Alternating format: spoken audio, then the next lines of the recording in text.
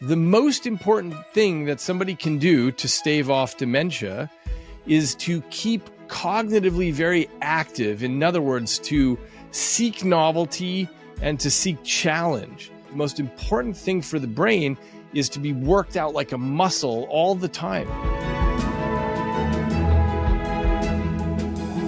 Hey family, Dr. David Eagleman is a Stanford neuroscientist and a PBS host of the Brain series. He's so fun to talk with, and I'm sure you're going to enjoy the conversation we're having. You know, he's an author of bestsellers like Livewired and Incognito. He's got a new book coming out he made reference as well, and he makes complex neuroscience accessible to millions and millions of people.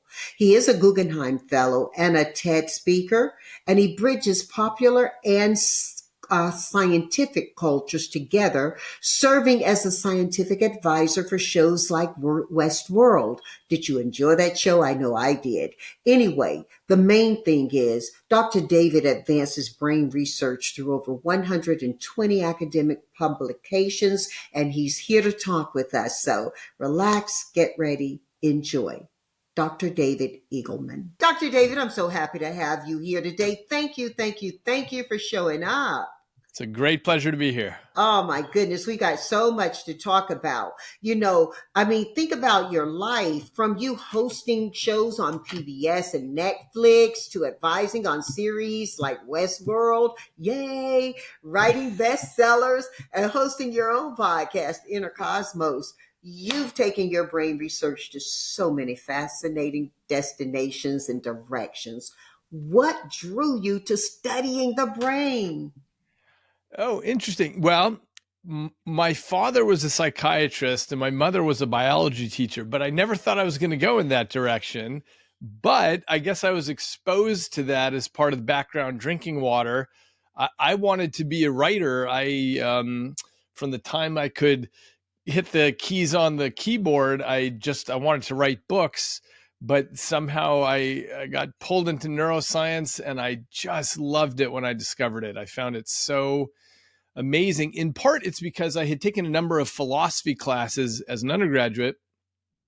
And in philosophy classes, you get stuck at some point where you spin yourself into some philosophical quagmire and then you say, okay, well, I guess nobody knows the answer to this. And that's the end of it. And I kept thinking, if we could understand the perceptual machinery by which we're viewing the world, maybe we'd be able to make more progress on these questions and get ourselves out of these. And so when I discovered neuroscience later in college, I just was hooked. Well, you know, not being a scientist, certainly being an avid student of ad hoc life, I'm fascinated by your disciplined work. And I think about this as you're talking. You can't go anywhere in the media or socially without hearing about mental health or emotional health these days. How does your work tie into solving for this? And is everything really, is it really a condition or is it conditioning of thought? Did I ask that well? That's well asked. I would say it's complicated though, in the sense that there exists, first of all, a huge amount of variation in brains. Brains are like snowflakes where each one is different and melting. Quite right. Yes. And it's like, fingerprints, you can think of it. Everyone's got their own brain circuitry going on. So that makes things complicated. I mean, look, there are a million genetic differences between every person and every other person, at least that many, even between you and your siblings or something. So things are very different on the inside. Now, when we talk about disorders or diseases, the issue is everything's on a spectrum. We understand everything on a spectrum nowadays. That includes things like, of course, autism. You hear people refer to that as a spectrum, but also in the news this morning, autism. They're saying it's on the rise. Is it on the rise or are we diagnosing more? That is the question. Yeah, nobody really knows, but a lot of people are tipping towards this side if it's on the rise. And if that's the case, nobody No one has a good answer yet as to why Okay. that is. There's so many hundreds of changes going on with our diets, with our pollution, with everything. So it's hard to identify it, but a lot of people are working on that. But so we think about autism as being on a spectrum, but everything in psychiatry and the diagnostic and statistical manual is now understood as a spectrum. So whether that's something like schizophrenia, it's not that you're schizophrenic or you're not. It's not, something like sociopathy. You're not a sociopath or you're not. Everything is on this spectrum. And so this, in answer to your original question, it's, if you're far out enough along any spectrum, then there is a real problem. And there are ways that, in many cases, ways that it can be helped. Pharmaceutical interventions, talk therapy, all kinds of ways to address that.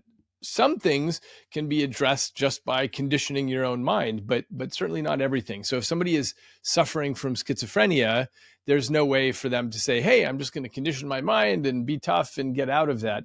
And in fact, this is the history of psychiatry for hundreds of years. As long as we have written records, people have taken the approach, let's say to schizophrenia, of saying, hey, just toughen up and quit saying this stuff. And that simply doesn't work. But as we have gotten further and further into what's happening under the hood in the brain, there are ways to say, okay, look, here's things that you can do about it. Same with depression. People have said for a long time, hey, look, just snap out of it. Just quit being so sad about this. But it turns out depression is a real biological issue.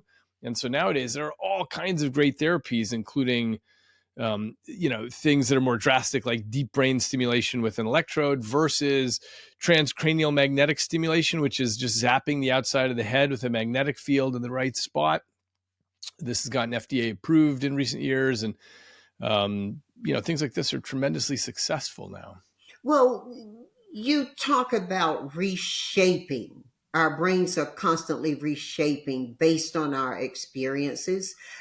Tell our family what reshaping really means. How do you define it, and how would they know? Like, do you notice it, or is it like noticing when your kid moved from 1 foot to 2 feet tall?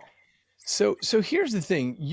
The circuitry of the brain. So first of all, let me just set the table by saying, this is the most complicated thing that we have found in the universe, the brain. It's got 86 billion neurons. Neurons are the specialized cell type in the brain.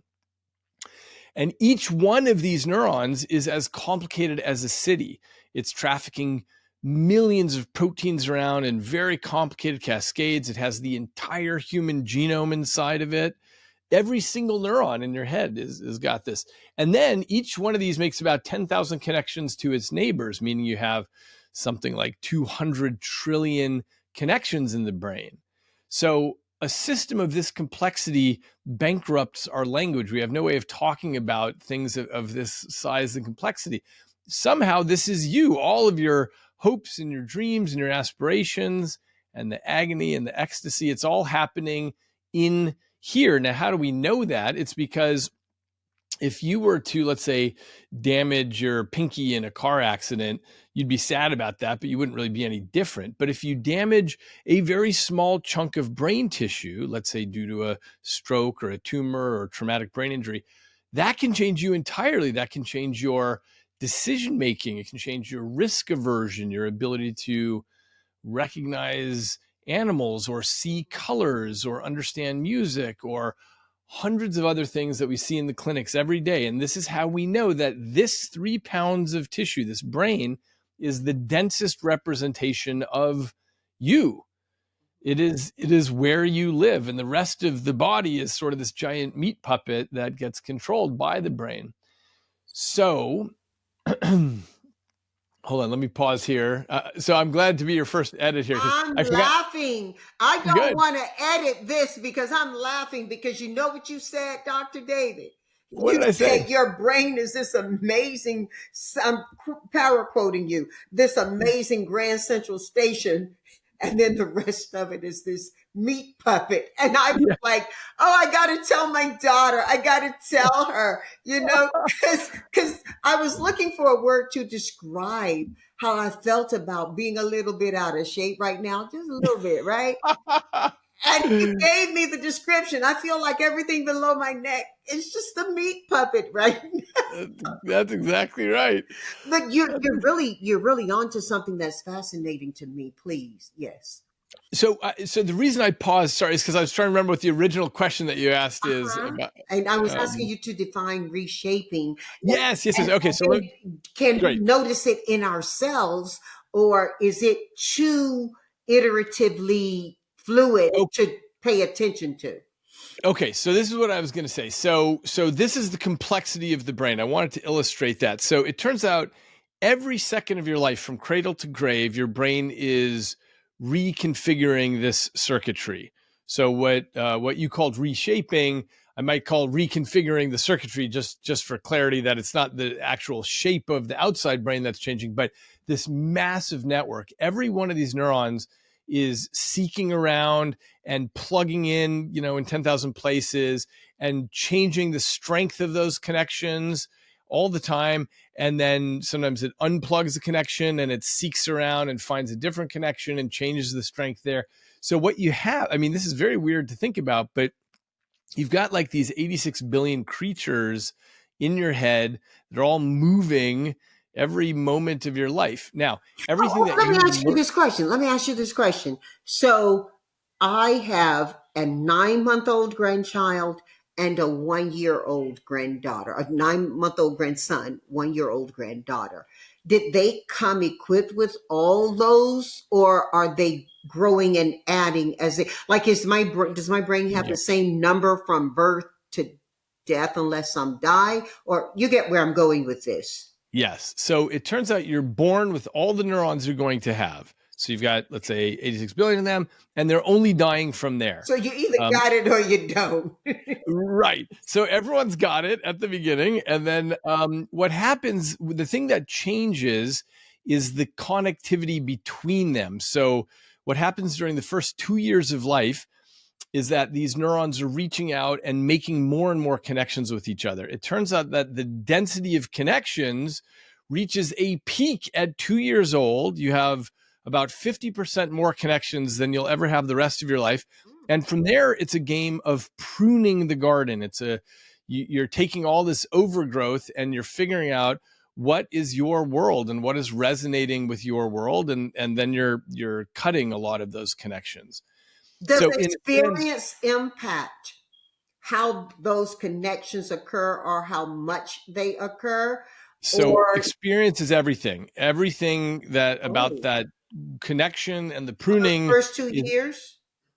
well, yes, but your whole life actually. I mean, so look, you and I haven't met before today's podcast, but now you'll remember my face, you'll know my name, you'll remember this great conversation that you and I had together, and as will I, and that is represented by changes in both of our brains. Our brains have changed even though we're not 2-year-olds anymore.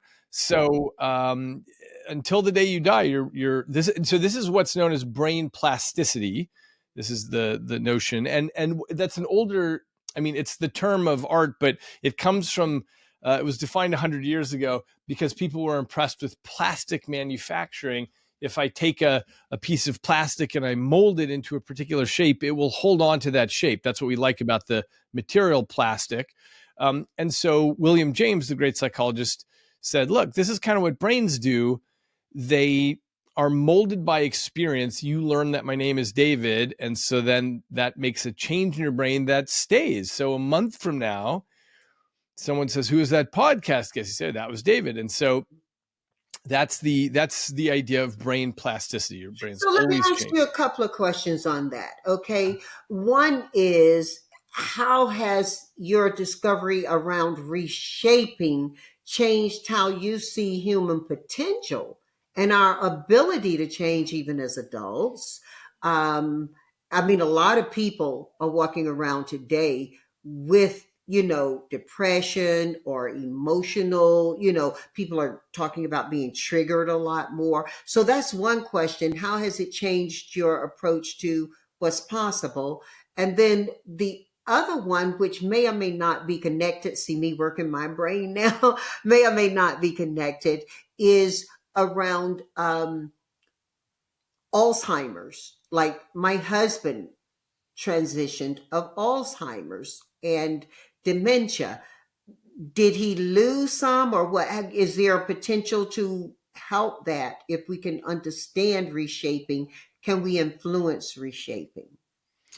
Right. Okay. And So I don't want to be like a dangerous questioner or anything, or try to, create humans. I'm just interested in quality of life for people. sure, sure. Yeah. So, okay. So let me answer those in reverse order. So as far as dementia goes, first of all, there are many different types of dementia. And I'm so sorry to hear about your husband with Alzheimer's.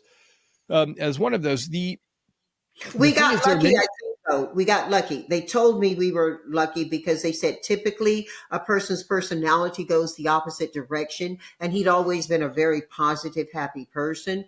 He simply became the happiest 2-year old you'd ever meet at his worst condition. So while there were considerations and changes, that occurred, it just evolved my understanding of love, and Yeah. he appeared happy. So thank you for mentioning that. But back to the answer. Okay, so all dementias, what they have in common is a degradation of this circuitry that I was talking about, this incredibly complicated, fragile, delicate circuitry gets degraded somehow. So if it's Alzheimer's, you get cells dying and you get plaques building up, you get all these other problems gumming up the engine. If it's vascular dementia, you're essentially having a bunch of mini strokes that's killing the tissue. There's Lewy body dementia. There's other things that can happen. All of these have in common, which is that you're taking the system and you're just messing up the circuitry of it. And what we see is that when the circuitry is made less perfect like that, then you get all these cognitive and often emotional consequences of that. So that's what's happening with dementias. Whether we can cure these at some point, we all have very high hopes that we can. But as I said, this is the most complicated thing we've ever found in the universe. And so it's, it's a big challenge. So happily, there are labs all over the planet that are working on this 24/7. And we're making progress, but it's not quite as fast as any of us would have hoped. Think about it this way. Like I'm talking to you on my laptop. It's it's a modern laptop. It's got trillions of transistors in it and incredibly complicated circuitry. If you've ever seen, for example, microscopy of what the computer circuitry looks like. Okay, so let's say there was something that happened where some of the pathways got blocked and others got rerouted and stuff like that, and your computer started acting strangely. The question is, can we fix that? It's a tough problem if it's a very subtle thing happening, and that's essentially the problem that we face with fixing these. But again, each year we're coming closer and closer, and often there are pharmaceutical treatments and things that at least get you partway there. One of the important things to me is that it's very, very important to catch dementia early at what's called the mild cognitive impairment stage, because once a person has full dementia, there's really very little to be done. But if you can catch somebody when they have mild cognitive impairment, there's much more that can be done there. So I have various projects and companies that are aimed at catching that early So, stage. so every year I get a mammogram. Would it be a circumstance where I go into one room, get my mammogram, and go into the other room and get my cognitive gram? That is exactly right. So I 12 years ago launched a company called Brain Check, which exactly has this as its goal. And the idea is I took all these neuropsychology tests that were just paper and pencil tests, and I got them digitized onto the computer, onto a tablet, for example. And essentially, you just play these little games for about 6 minutes, and I'm measuring 14 things happening under the hood about your brain function in terms of decision making, perception, cognition. And then we can very carefully track how that's going. And every 6 months, you take a brain check and you see how things are going. You can also do this at home. We have an app for So it. So book me in. Book me in. I'd love to do that. Great, great. I mean, you just go get the app. It's on any app store on Apple or Android. It's called Brain Check, and Okay. that's the idea with it. And then if Um, I find that I am having dementia or deterioration, do I get sad or do I get excited because now there are steps I can take to slow it or, yeah. ease it? Yes, there are steps you can take. And I got to say there's been so much research on this front, but the lesson that emerges for me is an interesting one, which is that the most important thing that somebody can do to stave off dementia is to keep cognitively very active. In other words, to seek novelty and to seek challenge, because most people, as they near retirement, for example, or even starting much earlier in their lives, they're just looking for what's the lowest level that my water can flow to and stay there. And the fact is, the most important thing for the brain is to be worked out like a muscle all the time. Think biologically, the brain is this, giant collection of neurons, but think of it like a muscle. It's like that in the sense It's that we need to keep. housed in a muscle. What is the thing that you actually touch? That is a collection of these neurons and another type of cell called glial cells, but Okay. it is neural tissue is what it is, as opposed to muscle tissue. Well, So you cover so many areas of brain science. And what I've long thought, and it also fascinates me, is the idea that each of us experiences a completely different reality. We're all walking around with our own version of the world based on our own unique brain wiring, right? Is that right? that is correct. Yet we're seeking to create a common experience as a culture or a civilization. So help our family understand more about this and how it happens, because a lot of us are getting stuck in our own realities and Yeah, help us. yeah, quite right. So what you said is exactly right. Everybody is essentially on their own planet. They've got their own inner cosmos going on, and there's enough. Um, Usually, there's enough to make a low bandwidth connection across planets like this. But people are really different on the inside. And actually, this is the topic of my next book. Is I'm fascinated by this issue that we each believe our own truths, our own political truths, for example, and we think, okay, that's clearly true. And I don't know what all those other morons are doing. They're stubborn, they're misinformed, whatever. And if I could just shout in all capital letters on X enough, then everybody would come to agree with me and see that I'm right. And everybody thinks this, whatever side of the political spectrum they're on. So I'm interested in why we have these internal models that convince us that we see the truth more clearly than others. But in answer to your question, yes, that is part of the challenge that humans have and always have had, is that they just see the world differently, and they try to communicate and figure out where they can find connections and friends. And then we're very predisposed, unfortunately, to in groups and out groups. And by the way, this is not just humans, but most species have this.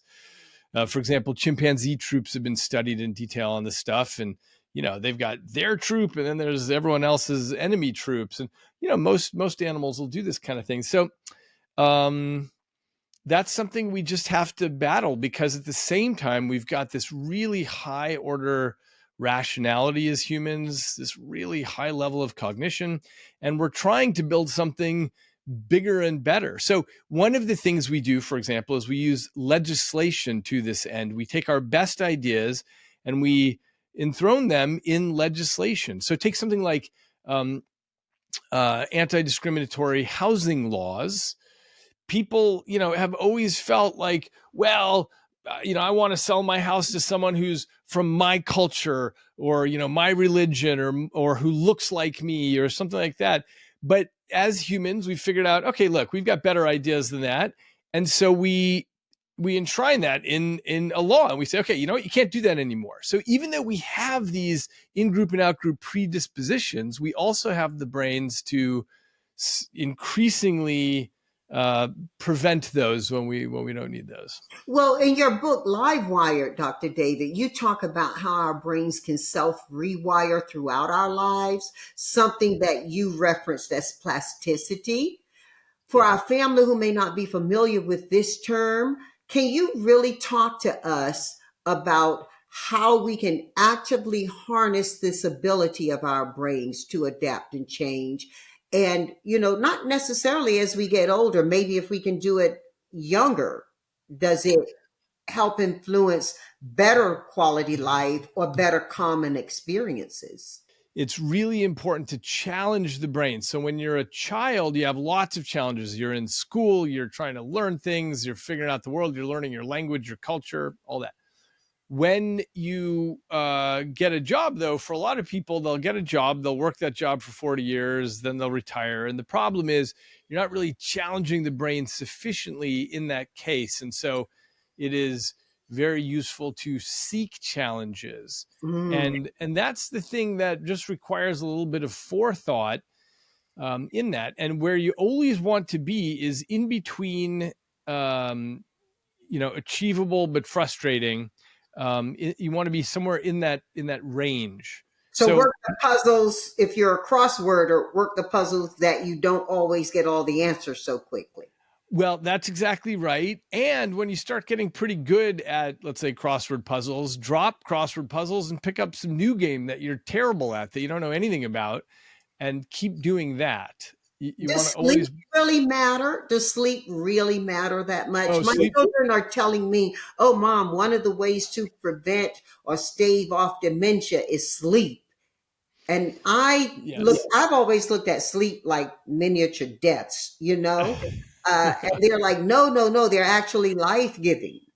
Yeah, as far as we can tell, that is the case, that having good sleep correlates with less dementia. Now, the difficulty is you never know if those studies are finding that people who are apt to getting dementia have troubles with sleeping anyway. So there's always the direction of causation, but generally, it's probably a gamble worth taking to make sure you have good sleep hygiene. Well, throughout your career, Dr. David, you've maintained a really beautiful balance of scientific rigor with a sense of deep wonder, right? Just really enjoy. What big mystery about the brain still keeps you curious? I won't say keeps you awake at night, since we just said sleep. Well, there's almost no end to the mysteries that keep me curious, but because what's actually fascinating is when I was a starting as a graduate student getting my PhD, I went to a big neuroscience convention. There were thousands of people there. I walked in the door and I thought, my gosh, with this many really smart people working on the problem, there's not going to be anything left for me to solve by the time I finish graduate school.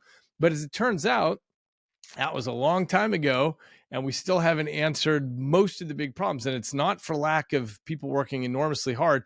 It's that it's just a big, complicated thing. So let's see, at the center is possibly this question of consciousness, which is, why does it feel like anything to be alive? Right. And when you're in a deep sleep, it doesn't feel like anything. But when you wake up and you flicker to life in the morning, this thing comes online that we call consciousness. You're conscious of the world around you and of yourself and so on.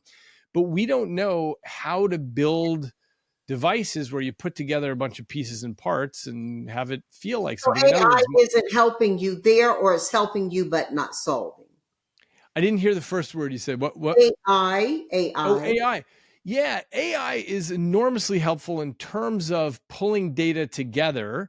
So the scientific literature is much, much larger than any single person can read, but AI, of course, can read it all. So that's great news. But it's what AI doesn't have is the ability to think of completely new frameworks and say, okay, what if all of this is wrong? And there's a new way to think about this that better explains the data. At least at the moment, the way we're building AI, it doesn't do that. I actually wrote a paper last year suggesting this as a meaningful test of intelligence for AI. In other words, how will we know when AI actually becomes smart? And the answer is scientific discovery when it can do that. I love that. I love that so much. What do you see as the next game changing discovery? In neuroscience, Mm-hmm. really it has to do with being able to measure the brain better. So you've got, as I mentioned, these 86 billion neurons. Each of these is sending off signals tens or hundreds of times every second. And we have no good way to measure that because Mother Nature surrounds the brain in this, armored bunker plating of the skull. And and what we can do is drill a hole in the skull, do an open head neurosurgery and stick electrodes in there, that kind of thing. And we can measure from some tens or hundreds of neurons. But what you really want to know is, what are all 86 billion neurons saying and doing at this moment? And we don't have any technology that can get us anywhere close to being able to measure that. So that's a big thing down the road that will open up lots of doors once we get there, because we'll be able to crack the neural code at that point. Yeah, and we've got to be really thoughtful about how we do it because, there's one thing to be superhuman, there's another thing to have humanity. So I'm really excited to see where it goes. And from all your research on the brain, what's the most powerful thing you think we can do to help keep our minds vibrant and healthy? You Yeah. did hit on making sure that we're challenging and operating at a certain level. Are there simple things, bio things that we can do? Well, yeah, I do think sleep is one of them, making sure that you're well rested. And, social life is massively important. It's something that, especially for those of us like me and you who are very busy people, it's easy to say, well, I got to work all night. I'm not going to hang out with my friends. But it's one of the most important things. We just happen to be very wired for other people, and we need other people. And so, and by the way, coming back to this issue about challenging the brain, really, there's nothing more challenging to the brain than other people. Mm, And we're in a good way, because you never know what somebody's going to say. So you're always on your toes, and they say something surprising, or they say something to you that you just didn't expect, and it changes your internal model of the world. So anyway, this is just a massively important thing for so many reasons, to make sure that we have an active social life. that's a The great. the difficulty has become in recent decades that people are on their computer a lot, and there's more and more work that people are doing. And so it's harder to find those things. There are fewer clubs and religious organizations and, what were Rotary and these different types of clubs that people would go hang out in. That was a big, important part of their life.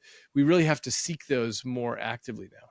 So in order to lead the pack, we got to run with the herd, right? That's right. That's Well, right. I truly have enjoyed, have so many more questions. I know you're short on time with us today. You've been long on information for us. Let's go ahead and do 4 for 4. Okay. I'm So I'm ready. going to ask you 4 questions. You're going to give me 4 answers to each. There are no right or wrongs. And the first question is about humans. So stick with humans. No AI, no comic book. Okay. But you get to invite 4 people to dinner. Who's at your table and why? Dead or alive? They can be dead or alive. Well, I would definitely go for Albert Einstein. Um, he was such a lovely human, as well as just having great insight. I would go for Leonardo da Vinci. I Mhm. don't have any idea if he was a lovely human, but boy, what a creative mind. I mean, that guy was just unstoppable. Um, He I would go probably for, enjoys seeing a lot of his predictions too, huh? yeah, that's right. Oh my God, but you know what's interesting? If you took a guy like Da Vinci into the modern world, he was so smart, but his mind would be blown. He wouldn't even know how to understand what he's looking at. I mean, if I showed him my cell phone and I said, "Oh yeah, we melted down beach sand and we can do, billions of calculations per second, every second," and I have the entirety of humankind's knowledge on my phone right here. I mean, it wouldn't even compute. Yeah. I'd go for Ada Lovelace, who was uh, considered the first computer programmer, and she was a great brain, thinking about what computation could be and would be. And let's see. Who would the fourth person be? We might have to edit out this pause while I'm thinking about who the fourth person would be. I think the fourth person would be Aristotle, because Yeah. he was so broadly interested in every topic that crossed his pathway. He just really cared. So anyway, this would make an incredibly interesting dinner list for a Jeffersonian conversation. I would love to be listening in. Maybe I'll serve table so I can hear some of it. I may give you a fifth as long as you'll let it be Christ, so we can see the juxtaposition of how the man would bring his thoughts to the other men and women at the table. I think that would be interesting, Cool. to Yeah, hear that. we've got room at the table for you and him. So Oh come wow. along. Oh wow. Oh wow. Okay. Well, if they don't make it, I'll come. Let's go 2 for 4. Okay. So this is about music. What 4 artists are you listening to and why? Well, Rachmaninoff, he was incredibly creative and I'm so much dumber than you. I love Chopin. okay. I'm so dumb. Okay, I'm gonna challenge my brain and listen a little bit to Rachmaninoff. Okay. Yeah, I mean, Chopin is amazing as well. What a Nice, talent. simple. Uh, um, Schubert, I somehow, he had there was so much tragedy in his life, and so I had a distant relative who was a piano teacher, and she couldn't listen to Schubert without getting tears in her eyes, Yeah. which was amazing. Let's see. Off That's the top of my two. head, go ahead. That's two. You got That's two two. more. You got two more.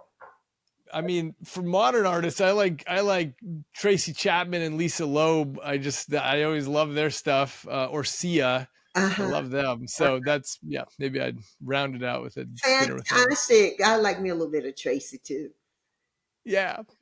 Yeah. Okay. So we're going 3 for 4. What 4 books do you recommend to our family to read and why? Well, I guess I would say Yuval Noah Harari's *Sapiens* is such a great book, just as far as putting our species in the spotlight and understanding the stories that we make up. I mean, everything about governments,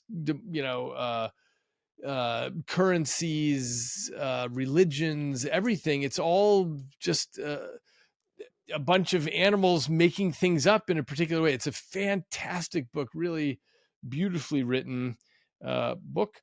I happen to love the fiction writers Italo Calvino and Jorge Luis Borges, so I'd recommend anything by them. For Calvino, maybe Invisible Cities, or If on a Winter's Night, A Traveler. And for Borges, he has a book of short stories called Labyrinths that I really love. And even though I don't read much in the way of science fiction, I did recently read Three Body Problem, which is very creative, pretty amazing. I thought that was quite a good one. Fantastic. Thank you. Okay, Dr. David, we're going 4 for 4 now. Great. What 4 pieces of advice do you have for our family? And if any of the advice you share was gifted to you, then please pay homage to the author. Well, I think the first piece of advice is the one that we've been talking about throughout this podcast, which is, seeking challenge in your, cognitively, finding things that are challenging and new to you. That's the first big piece of advice. Let's see.